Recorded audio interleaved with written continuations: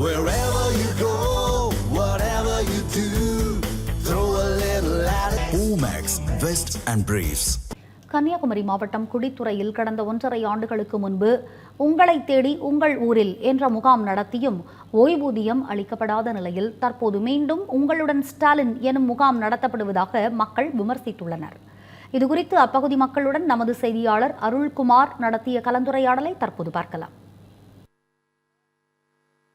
தற்போது கன்னியாகுமரி மாவட்டம் குளித்துறை நகராட்சிக்கு சொந்தமான VLC அரங்கில் இந்த முகாமானது நடைபெற்று வருகிறது.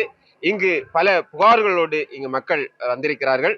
அதாவது கடந்த 1.5 ஆண்டுகளுக்கு முன்பு உங்கள் ஊரில் ஸ்டாலின் என்ற முகாம் நடந்தது. அந்த முகாமில் விதவை பென்ஷன் மற்றும் முதியோர் உதவித்தொகை உட்பட பல்வேறு பென்ஷன்களுக்கான மனுக்கள் அளிக்கப்பட்டு அந்த நேரத்திலேயே அந்த ஆர்டர் காப்பியானது வந்திருக்கிறது. ஆனால் அந்த தொகையானது வங்கி கணக்கில் இதுவரை வரவில்லை என்ற ஒரு குற்றச்சாட்டோடு பலர் இணைகிறார்கள்.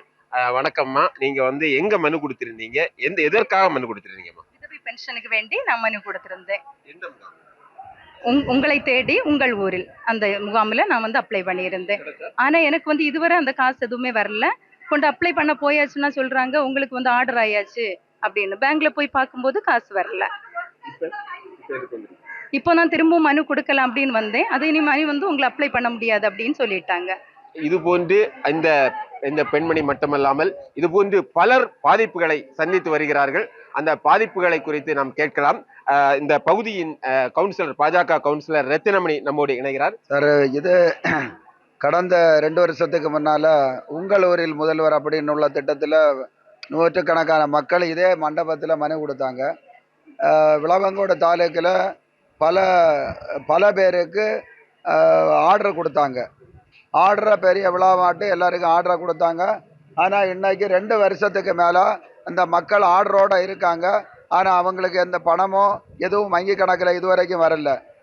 அதிகாரிகளை தொடர்பு கண்டு கேட்டால் அவங்களுக்கு பணம் வரும், அரசு பணம் தந்தால் நான் உடனே அனுப்பிடுவோம் அப்படின்னு சொல்கிறாங்க.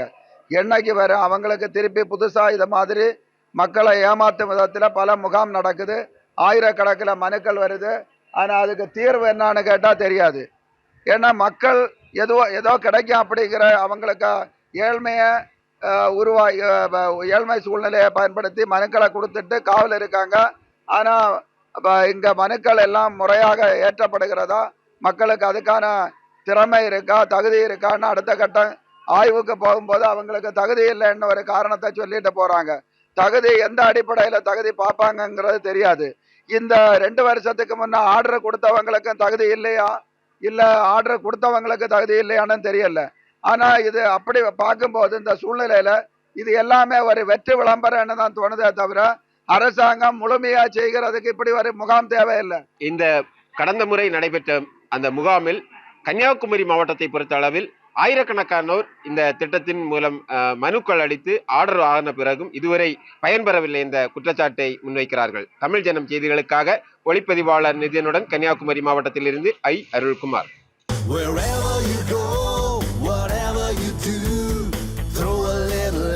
Omax, Vest and Briefs.